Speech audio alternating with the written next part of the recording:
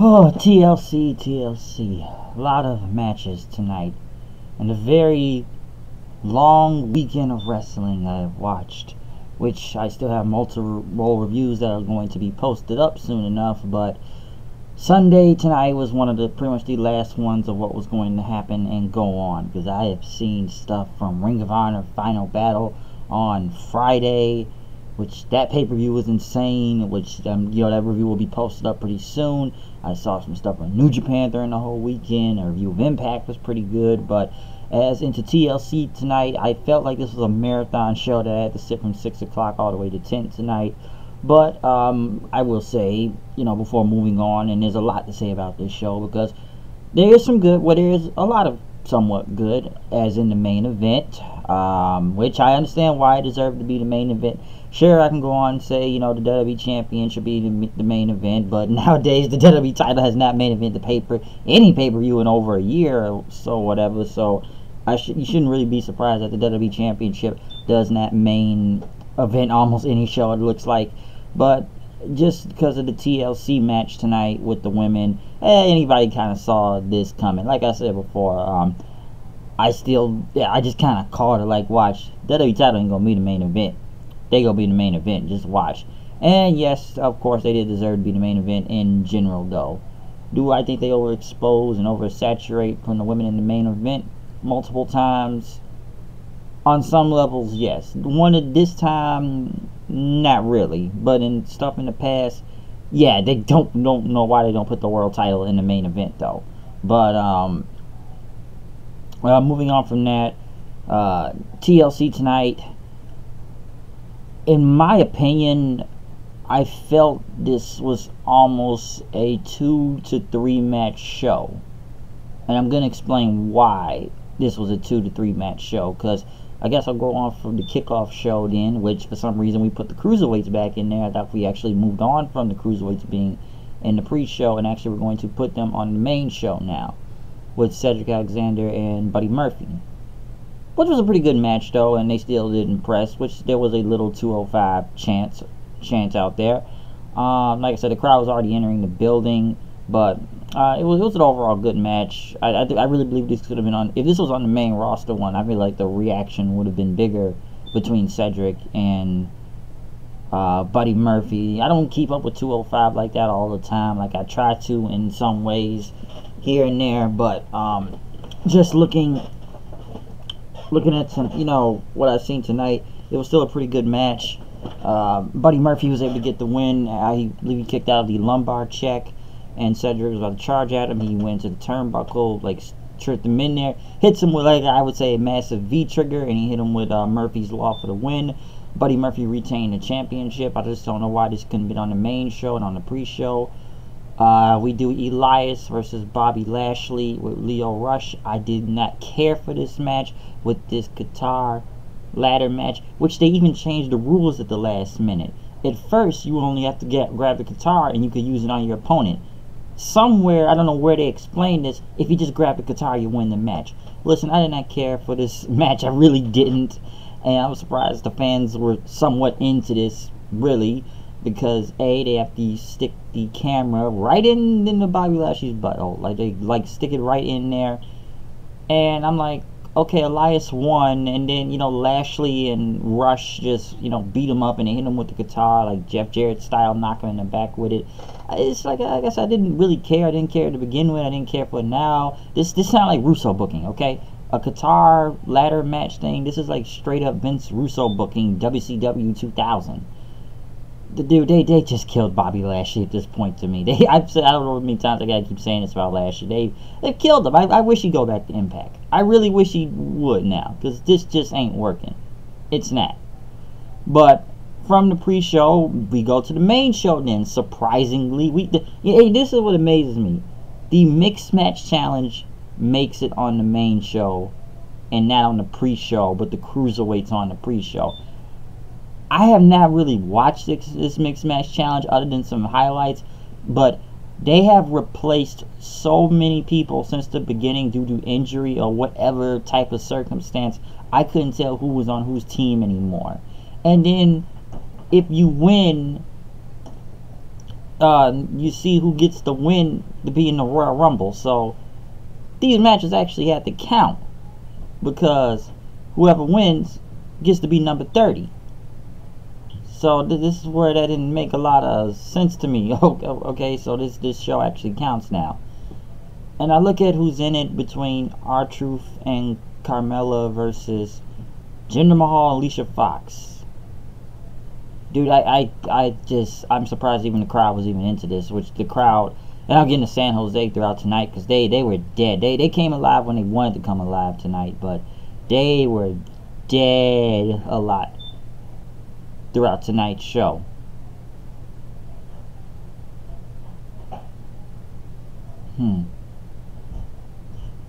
Yeah, they were dead though. They were dead, okay? They were dead throughout this show.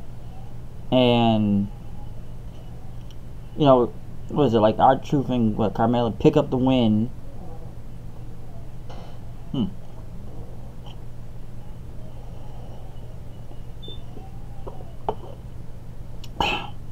Yeah, R-Truth and Carmella picked up the win. And you know, I guess, you know, yeah, they picked up the win, and the funny thing is, like, they get the number 30 spot in the Rumble and everything, which is, you know, it's funny, but then they get this, was like an all-expensive, paid vacation. Like, you get a vacation throughout the world, so if you win this match, you get a vacation anywhere in the world, you know what I mean? So,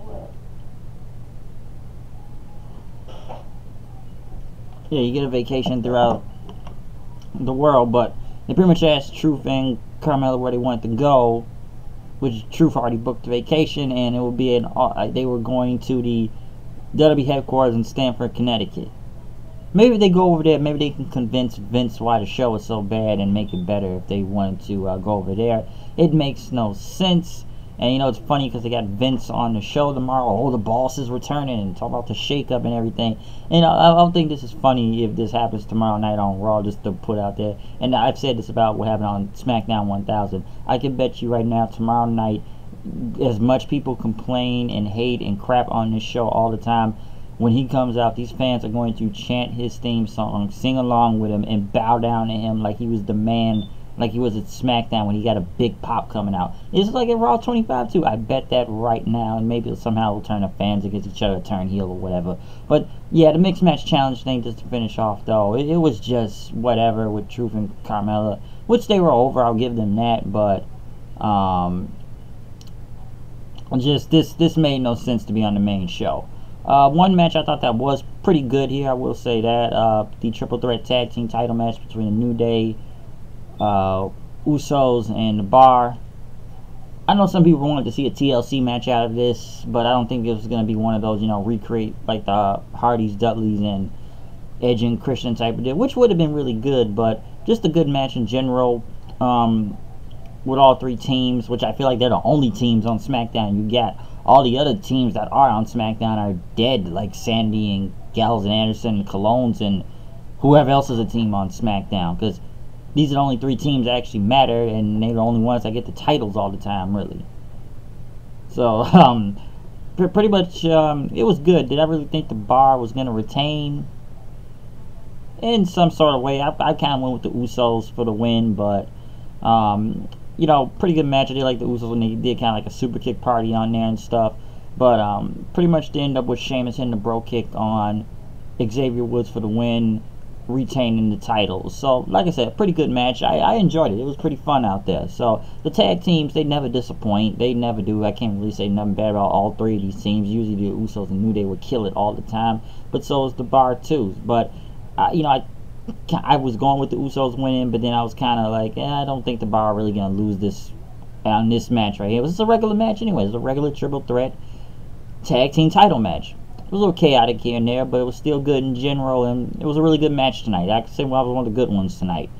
Braun Strowman versus Baron Corbin. Since Strowman is hurt, Corbin talked about his power and everything, and, you know, Strowman's not going to be here, and he said, let's count to 10, and as they were counting to 10, Strowman came out. You know, he was his arm bandaged and stuff, but he said, you know, you say you forgot to mention this is a TLC match. There's no disqualifications, anything, so anyone could help, and this was legal. So next thing you know, Apollo Crews, Rude and Gable, Finn Balor all at ringside with chairs and everything surrounding him, since, you know, Corbin has screwed these guys multiple times on Monday Night Raw, which is understandable.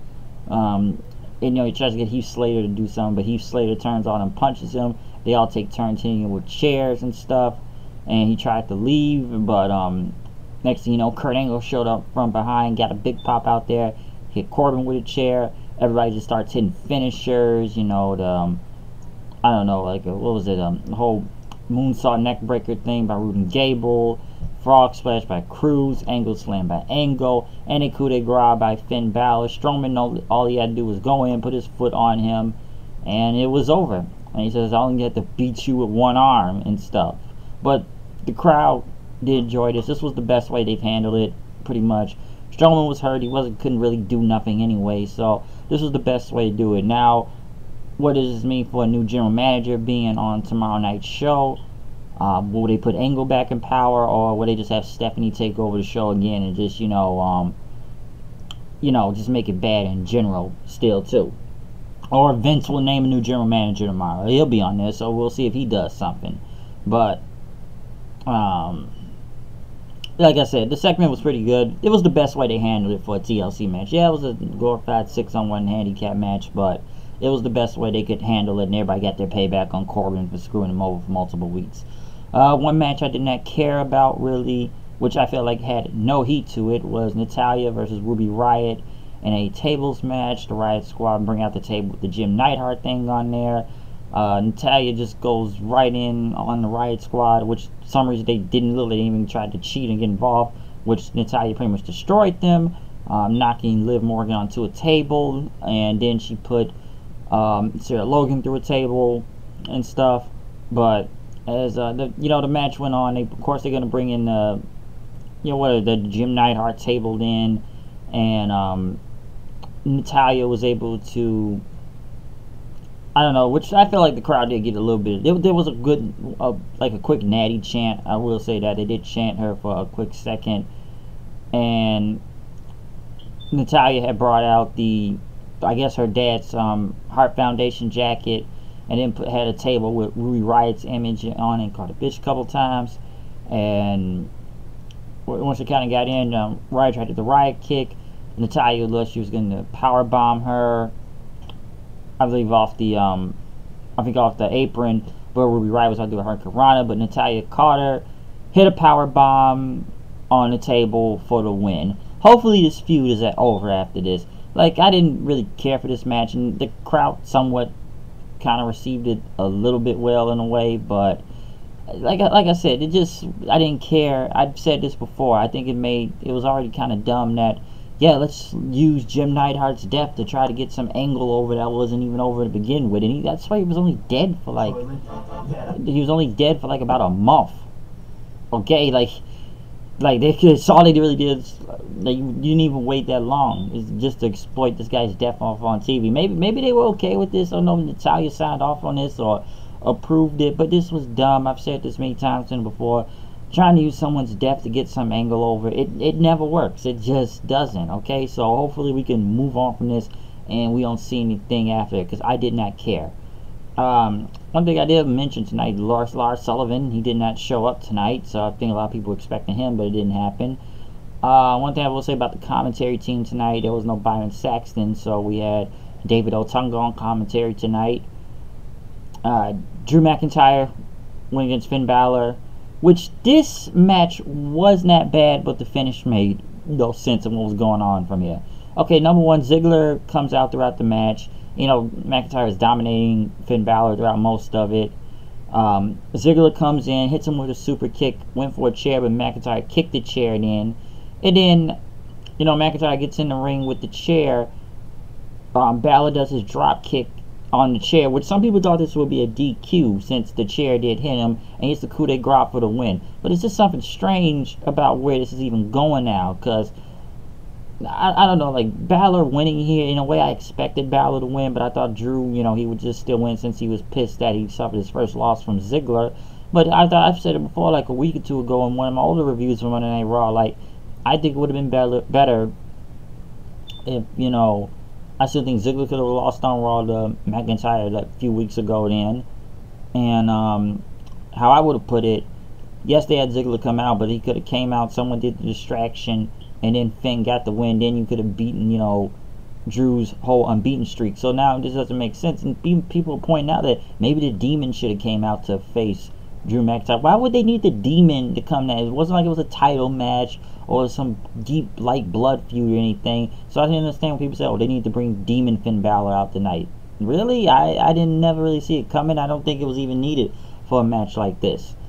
And there's a kill. It's like backwards booking out here, because you want to make Drew McIntyre look unstoppable, and I don't know when they're pushing this guy for the title, since I see they putting Strowman back in for against Brock at the Royal Rumble and stuff. But what I'm trying to see from here is that I don't know. See, we're having McIntyre lose about 2 times. No, 2 times now is doing anything good. Because it never really made no sense after he lost the first time. Because what does Dolph Ziggler gain? What does Finn Balor gain from this? And then what's even weirder is that Finn gets mad at Ziggler for helping, and then Ziggler takes him out. So I'm sitting there, so Ziggler's not a face then. I guess he's still heel. I guess it was never confirmed he was a face or something. So he is still heel then. Which I can now see is going to be some triple threat thing between Ziggler and McIntyre and Finn. I can already see that coming since, I guess Ziggler's not a face, so triple threat match for all these guys then. But I question what they're doing with Drew McIntyre right now. I do question that. A match which, and by the way, this is where I feel like the crowd was dying after a while. Number one, the crowd died for that McIntyre and Finn match, okay? The crowd was pretty dead and did not care. Which is, I could say the same next for the chairs match between Randy Orton and Rey Mysterio. Which I feel like, I don't know why this needed to be a chairs match to begin with, okay? Listen, I like the whole diving, the whole spot with the chair, with Mysterio using the chair like a sled and sliding out of the ring on Orton. That was a pretty good spot. I will say that. But, just overall, this match itself, I just don't think anybody cared, and I'm not gonna lie, I kind of zoned out in this match at one point. It wasn't boring, and they found innovative ways to use the chair. Orton, I think Ray landed on the chair and everything, and Orton dodging it.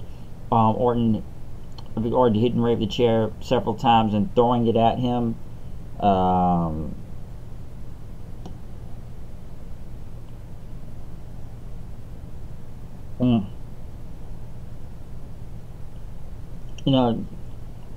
Throwing a chair at him. Pretty much, it really ended when I think Mysterio knocked Orton in one of the chairs and he sat him down, and Ray kind of like went over the chairs and did like a quick roll-up victory. Overall, the match was just kind of there. Like I said, the crowd felt pretty bored with this, and it just kind of went along, and Ray won with a roll-up. So it wasn't really nothing special, especially from a chairs match. Other than the whole Ray sliding out of the ring with the chair, there's nothing much to say from here, and just continues this whole Orton and Mysterio feud, since Orton kicked the crap out of Mysterio on SmackDown for several weeks. You kind of knew they were gonna give Orton Mysterio type of win and get some type of heat back on this, so you really saw that coming. But like I said, didn't really care for the chairs match, and it was just, crowd was dead. Ronda Rousey went against the botch known as Nia Jax for the title. Tamina was out there with her. I think it was in California this time. What was it, San Jose? I think both of these. I forgot. I think, yeah, Nia Jax from San Diego. They were in San Diego last Monday. Listen, this match, this could have been worse, to be honest. Because, listen, this whole feud between Ronda Rousey and Nia Jax was garbage to begin with. And I did like their first match at Money in the Bank back in the summer in Chicago. I did like this. This match here was decent. I didn't think it was great as the first one, but it was decent. And it's like someone told me, I'm sure they had a lot of time to go over this, and we had to make Ronda look strong as usual, or make her look decent. And that's what they did out there with her and Nia Jax. Okay, so Mm. They they did what they could to make Ronda look as strong as possible. So it brought him to a decent match. That's all it did. Nia Jax, I will say she didn't really botch or really screw anything over. I still think Nia Jax is just still god awful and horrible, and it's just not good, and just sucks at wrestling and cutting a promo or anything in general. But this was not really that bad all the way. Yeah, Tamina tried to get involved. Rousey kept grabbing, Jax's arm, pretty much got her to the ground, and looked at Tamina and kissed Nia Jax's hand, tried to do the old face breaker thing, and Jax immediately tapped out as soon as the move was even in. Okay, she immediately tapped out. So you knew Ronda Rousey was gonna win here. I don't think anybody ever doubted Ronda Rousey of losing. And come on, even Nia Jax even looked strong on Monday. You think it'd be some difference, but I don't think she was ever going to lose the title in the beginning with, especially to the botch fest right there. Okay, so it was a decent match. It wasn't really good as the first one, but it was a decent match, and it did. I will say, at least it woke the crowd up a little, and they were on Ronda's side, so it did wake up the crowd a little.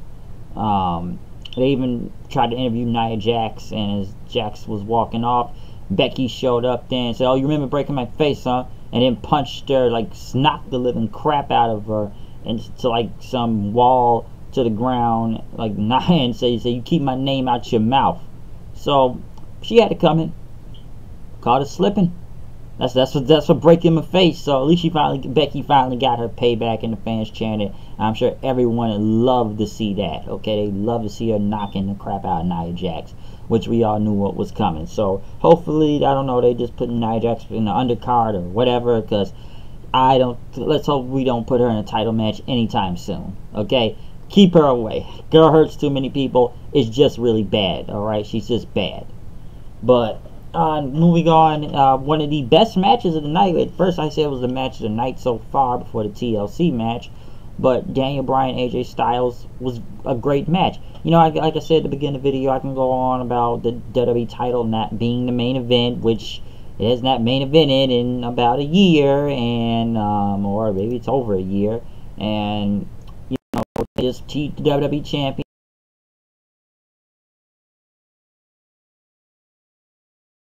Big rant about that, but I'm not, and this match was great. This match was pretty much fantastic, if you ask me. I loved the match from both guys dodging each other, which I like how they don't even say the yes lock anymore. They go back to calling it the LaBelle lock, how Daniel Bryan did back then when he was calling it the LaBelle lock.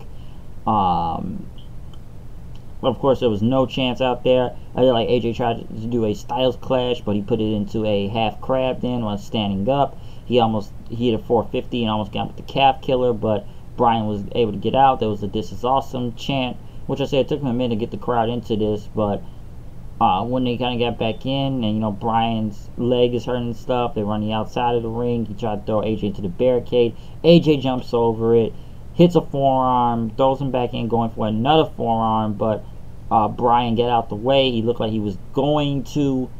I thought the referee was going to get hit for a second. Bryan tried to get him with the running knee, but AJ died. She tried to go for a roll-up, but Bryan countered the roll-up to a small package, pretty much retained the WWE title. So a clean win for a heel. Yes, it could have been one of another nuts. Let's all kick AJ in the nuts, but a clean win, and no dirty heel tactic at one point, and just for the win or some type of screwy finish. Now, yes, AJ did lose clean. Will he get another WWE title shot? I'm not really sure. It looks like this feud, I feel like, is not over after this. But this was an awesome match. It was a fantastic match. That was, like I said, that was one of my favorite matches of the night, because this was actually something, once again, woke the crowd up, because this crowd was very dead throughout the whole night in San Jose. Okay, so this was a match I really did enjoy, though, between AJ Styles and Daniel Bryan. One of the best matches of the night. That's when I say it was a 2 to 3 match show. That's one of those matches that was like one of the 2 to 3 matches that was really that great on this show. Okay, that was one of the great ones. And I sat there and said, wow, they don't let this belt main event anymore for some reason. They don't let this title main event the show pay-per-view for some reason now. But moving on from that, they went to Ronda Rousey and Natalya in the back talking. As Rousey said, payback pitch. So you knew what was going to happen after saying that about the whole Charlotte thing. Now, this match, the next one, I zoned the crap out of this match at a point in time. Dean Ambrose versus Seth Rollins for the Intercontinental title. Number one, why did they keep trying to do this whole Renee Young and Corey Graves arguing with each other on the commentary table several times? That even people were pointing this out that, Renee's got sympathy for Seth for some reason out there. Renee goes silent after the match, and they just keep questioning, what do you have to do with this match? What do you have to do with Ambrose and Rollins? And they do a video package, which I still don't understand why they try to keep involving Roman into this. But, dude, it's like this crowd was dead and did not care. Okay, they did not care for this match. Listen, Bane Ambrose came out with his jacket and the sirens, almost like Scott Steiner, go against Seth. And I like someone made a joke tonight, like, how can you burn it down when you have no heat, Seth? There's like no heat out there. And this match, I'm not gonna say it was formula anything, but it was to the point where it just kind of felt basic, and it was trying to tell a story out there with Ambrose and Rollins. That's what it was mainly doing, is telling a story and everything. But Rollins' knee was hurt, so Ambrose was focusing on the knee, especially after he tried to do a power bomb and it did not go.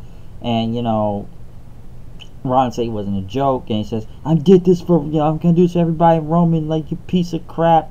And I feel like the crowd didn't even care about the match, so much. I see Seth doing that rain trigger and everything, but when the fans are now chanting, this is boring, and Becky and everything, no one didn't care. First of all, this match should have a stipulation for an Intercontinental title match. Why this match did not have any type of stipulation, I don't know. This should have been a ladder match or something. And they want to treat this like a blood feud or something, but it just looked like they just had a regular basic match out there for the title. That's all that really happened.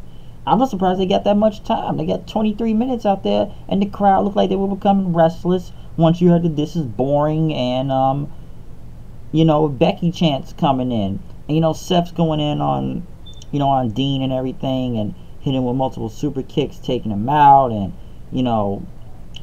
what did he do? He hit him with a buckle bomb on the outside and the barricade and everything and stuff. And Rollins started talking about him, and I guess he was going to go for the curb stomp, but Ambrose kicked him, hit him with the dirty deeds, and he won the Intercontinental title, which it felt very anticlimactic, and the crowd didn't care. Yeah, the match was paced and everything, but something just, the fans didn't care. It wasn't clicking. No one wasn't really latching on to this, and they started chanting, this is boring. And Becky chants. I guess they just wanted to get to the main event because this show was so freaking long. It was a 12-match show on here, okay? It's a 12-match show. So yeah, Dean won and stuff, which I like to say Renee just went silent because she didn't really say that much after the match happened and anything, after she was talking about taking, I guess, Seth's side or Dean's side or wherever this is going now. But yeah, man, this match really could have been good, but I'm like a lot of people, I zoned out after this match. I really did, because I got to the point, wow, this match is still going and no one didn't care. It's a shame. It really should have been better, but this was a match I felt like I needed a ladder match. There should have been some stipulation to have some blood feud on here. But moving on to the main event, the TLC match, of course, you got the big Becky chant. Listen, this match was just awesome. It was great. You can't really say nothing bad about Charlotte, Becky, and Asuka. All three women put it all on the line tonight. Like I said, this was a two-match show. Between the WWE title match and the TLC match, these were the best matches of the night. That's why I say it was nearly a two-match show. Either every other match was just bored, went too long, just some bad gimmick match, or it was a decent match between the WWE title and the triple threat TLC women's title. Those were the best matches of the freaking night, okay? When the women hit each other with chairs at one point. I will say, and Charlotte was like the MVP to me. Charlotte took a lot of big spot moves out there. She took a lot of pain out there. Like, she got hit hard and she kept getting up. It was like the cardio was going well for the night. Like, she got power bombed by Asuka into one of the tables, and which the table didn't have break, so it didn't even kind of look good when the power bomb happened, because like the table's still there, but the bottom part only broke off on it. of course, the big move, which, you know, was the thing on the announce table, and was it Charlotte? I think she had a moonsault at one point on both of them on the outside of the ring. Of course, the moonsault she does all the time. But Becky started hitting Asuka with a chair at one point. Charlotte kicked the chair out of Becky's hand and, you know, threw into the barricade until the announce tables came in. Of course, you had to recreate Evolution in a way, as Becky put Asuka and Charlotte on the announce table. Becky jumped, Asuka moved, and like she bounced off Charlotte, like right on the rib, like, you know, ab stomach area. Like she bounced off Charlotte. That looked brutal to watch. Okay, that looked brutal. That was like one of the toughest fights. And people were saying like you can't be surprised if, you know, Charlotte got hurt after that, or hurt or busted something after that. But Charlotte was just back in there, man. Like she never really was, you know, blowing up or winded anything. She just kept going. All right, she was like the MVP out there. Charlotte was literally like the freaking MVP, especially taking that spot off the ladder by Becky through the table, because that was brutal to watch. Charlotte had got back in the ring and started taking out Asuka and Becky with the kendo stick after they tried to climb the ladder, and everything. Asuka got the kendo stick, started beating both women. Then also there was a "This is awesome" chant, which is Asuka was on the outside of the ring. Then with the kendo stick, Charlotte comes out of nowhere like super fast, spears into the barricade. Yeah, it didn't break all the way, but there was a big "This is awesome" chant. Becky tried to go back for the belt, but Becky was back. I mean, Charlotte was back in there, going at Becky. You know, they start punching each other, chopping each other several times and stuff. And they kind of got to the outside of the ring. Then Charlotte put Becky on the Becky on the table. Did a front swanton. I was gonna be another moonsault. Did a freaking, you know, swanton off the top of the turnbuckle onto the table, putting Becky through it. Charlotte got back in the ring, climbing for the title. Asuka came in and, you know, stopped her. Then Becky got another ladder. Then after Asuka was knocked off, Charlotte and Becky just start going at it. Ronda Rousey came out, which showed some people pissed and, you know, surprised and everything. She pushed both women off the ladder.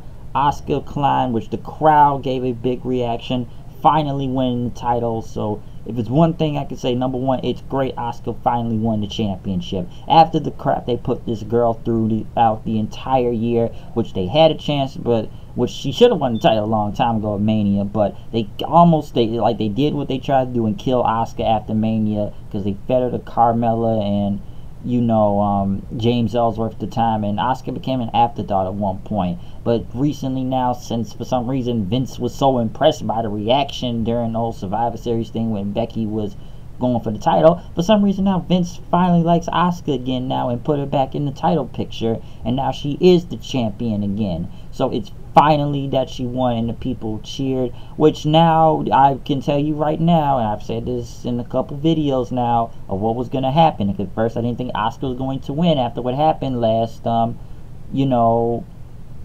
last Tuesday on SmackDown, but this is what's going to be now. Both Charlotte and Becky will go to the Rumble. It'll be some screwy finish, and it'll be a triple threat. I'll tell you right now, it'll be a triple threat match at WrestleMania for the Women's Championship between Becky, Charlotte, and Ronda Rousey. It's coming, okay? Like, anyone know that it's gonna come right now, because if Asuka didn't win the title, I thought a different idea. If Charlotte actually won, it'd be Charlotte versus Asuka 2 at Mania, then Becky versus Ronda at Mania then. But I can see right now it's going to be a triple threat match at WrestleMania. So they're gonna go through the Rumble.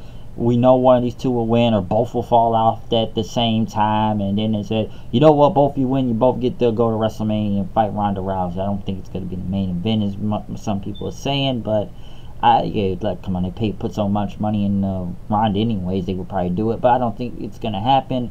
But yeah, it'll be a triple threat match at Mania. But, you know, I'm glad they finally gave Asuka her due after they've tried to kill this girl throughout half of the freaking year, but now they finally going back with her again. But all three women out there put on the line. They all got a very big chance to shine out there, and it was a great match. And like I said, on this point, they did deserve to have the main event on this show. But like I said before, it was a two-match show to me, between the WWE title match between AJ Styles and Daniel Bryan and the triple threat women's match. Those were the best things on there to watch. Like I said, Ronda versus Nia Jax was decent. The triple threat tag match was a good match. I wanted to like Seth and Dean, but it just was so slow paced. It just felt bad. It wasn't really going nowhere, and no one didn't really seem to care. It just felt like it was moving slow, and it just very lethargic at one point. That you're just waiting at one point just to go, that the crowd started to turn on it. The chairs match I didn't really care that much for, really. Of course, Mysterio's gonna win. Drew versus Finn, really confused. Once again, the crowd was dead for that, and I don't know where they're going with this triple threat thing with this. Mixed match, didn't really care. Why is it on the main show? Cruiserweights had a pretty good match. I'll give them that, even if it was on pre-show. Elias and Bobby Lashley, I did not care. Natalya versus Ruby Riott, I did not care. So, like I said, it was a two-match show. It really was. I think I got on through all those matches. Oh yeah, and then they handled the Strowman Corbin thing pretty well. I'll give them that. They handled that pretty well due to Strowman's injury right now. But overall, if you're only gonna watch two matches on the show, watch the WWE title match, watch the TLC women's match. Those were the best matches on the show. But other than that, what did we really see tonight? We saw two title changes tonight on this show. So as an overall pay-per-view itself, with just those two matches, yeah, I would probably go for maybe a, what would I review this if I had to give it a grade? I want to give it maybe a solid B to a C+. That's what I'm kind of going around with this. A solid B to a C+. I don't want to say I'm finding more bad and good throughout this show, but like I said, if you want to top the two greatest things, I don't really have to go through it. Like I said, the two title matches. The WWE title, the women's title. Those were the best matches on there. I was actually surprised it was even the Intercontinental title even changed tonight. I mean, I was actually surprised they even changed that belt, really. But, that's what I can tell you what we got out of this show. Everything else was just kind of there. I wish San Jose could have been a better crowd, but they woke up for the main event and woke up through a couple matches, but they felt dead throughout half this match. They really felt dead. And I will say the referee looked like, in the Dean Ambrose versus Seth match, the referee looked like Dean's little brother for some reason. He looked like a long-lost brother. But San Jose, I wish the crowd could have been a little bit better because they had their moments. They wanted to go up when they wanted to, and they wanted to go down and felt dead. Because I just felt like a lot of these matches I watched, and I was like, by God, can the crowd react to do something? So, yeah. But I am out of here. Comment, subscribe. Tell me what you think about my TLC review tonight. I still got reviews that need to be posted up here. It's been a long weekend of wrestling, if you ask me, to what's going on, and shows still coming up from here. But this is my TLC pay-per-view review. I am out of here. Tell me what you thought throughout the show tonight. I'll see you guys later. Like I said before, comment, subscribe. I am out of here. I will see you guys later, and peace out.